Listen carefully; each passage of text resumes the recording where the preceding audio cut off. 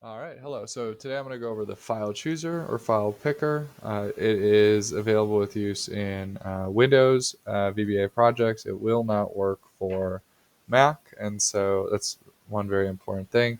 What is a file chooser? File chooser is like that pop-up window when you in Excel, if you were to say like open file, it like pops open a dialog folder file dialog window for you to choose which file you'd like to select. You say OK, and then it opens it. So this is essentially a way to ask the user to choose a file visually through the File Explorer dialog. So first, we're gonna go ahead and we're gonna declare our variables. Um, First variable is the file dialog. We're gonna go ahead and we're gonna set that equal to the application dot file dialog, and then we're going to feed it MSO file dialog file picker. Okay. Now that that's set, we can set up kind of all the settings. I like to clear out the filters and then allow multiple select. You can set this to false if you want them to only pick one. I'm going to set it to true so I can pick multiple just for this example. Um, then we say if show. So if show equals true, then we're going to, well, yeah. Well, so file name. So this is useful for one. I'm going to leave it, however. Um, Actually, let's adjust it. File names, selected items. Okay, so basically, if we choose something, we're going to assign file names to selected items. We don't really have to do this, but like for people who, if you're going to only do one file, you could call it like file name equals selected items, and then you choose the first element. But we're just going to say we're assuming we're going to have multiple, and then we're going to name, assign it to this variable. I'm going to just go ahead and put this as a variant, just so so if you choose one, it's fine. If you choose multiple, it's fine. Okay. And so then we'll do a for each. Yeah, I know. So dim, we'll just call it a file. Don't use that. We'll call it item as variant. And then for each item in file names, next item. Okay.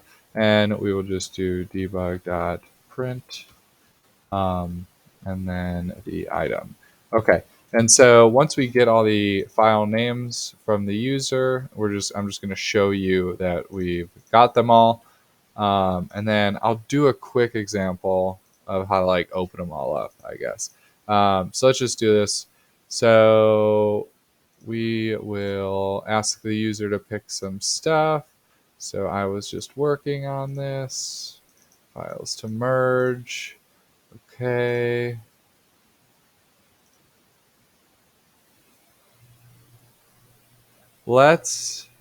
Yeah, so there's an issue here. Let's see if, okay, good. Yeah, so we just had to use the set prefix here. But here, I know I've talked about this before, but so file names, these are all the names. So we have a bunch. Oh, well, let's go. So we have a bunch of file names here. We're going to represent each individual one as an item, and we'll print it. And so here's my full path, and we get a whole bunch. So I chose 6 of them, and here they all are. Okay. So now let's say for a use case, you wanted to go ahead and you wanted to take the first cell well, we just want to view the first cell, maybe 1 1 in each of these files.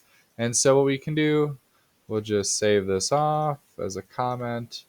And now we want to open these. The way that I like to do this is using file scripting objects or file system objects. It's like a scripting library. It allows you to get like the file names out of a path. You can do it through like searching for the last / or whatever, but this is just easier for me.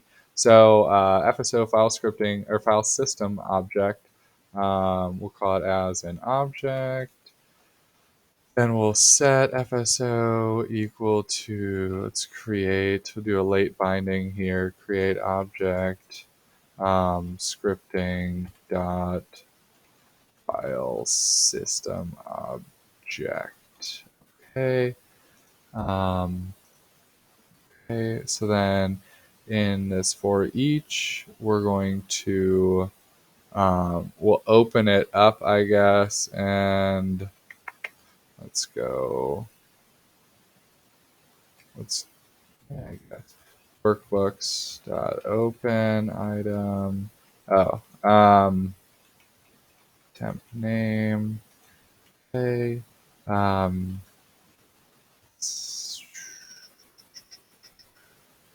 let's see. Okay, so temp name equals, so this is how you get out the name out of the file scripting or system object. So you do get file name, and then you pass it in the full path, and then it returns the file name. And then we're going to go ahead and we're going to open up, not the temp name. We'll go item. So this is actually not really useful here. I have it off on my other screen. It was what I was using. So I was using it to check what the name of the file was. Like it was a master file that the person was looking for. And so I wanted to denote what was the actual master file. So I was using this. But it's not really useful here. So if I just want to open them regardless of the file name, we'll just go through each item and then we'll pass in the full path into the workbook open.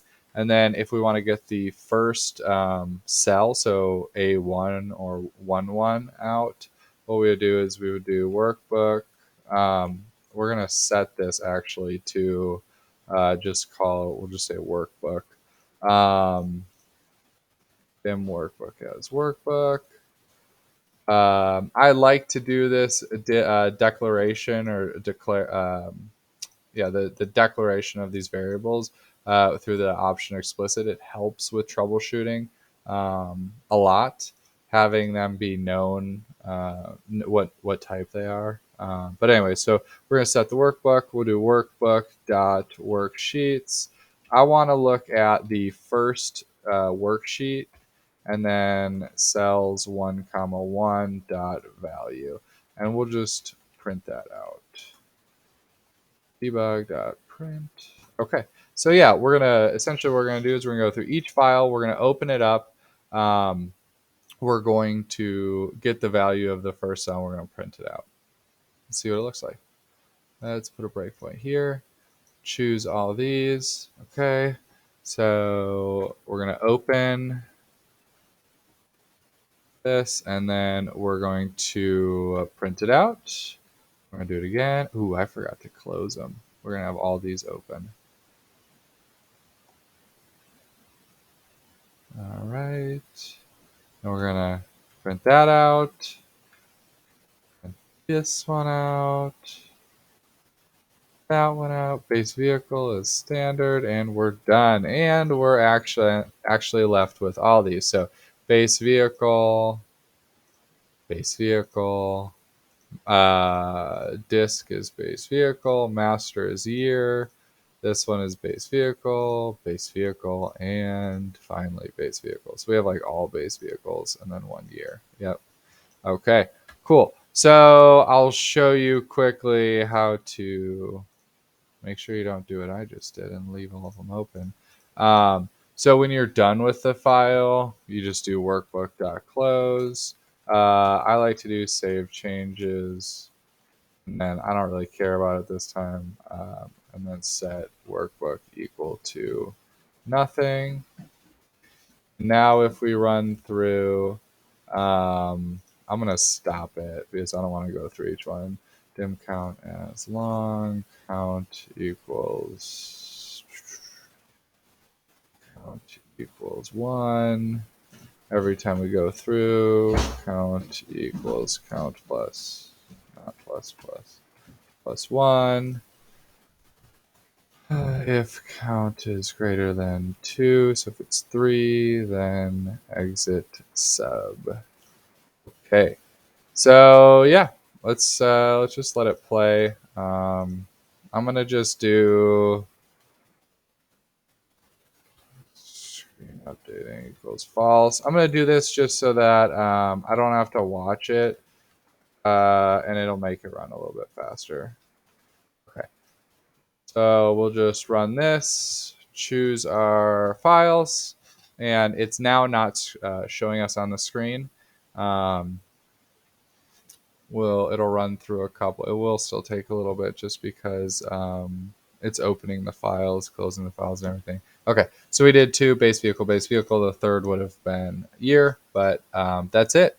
I apologize for getting off on a few tangents here with the name stuff and throwing some extra stuff in, like the screen updating or the closing of the files. But yeah, so that's one really cool way to do to basically, like, in your application, make a really clean and dynamic application so that the user can choose different files.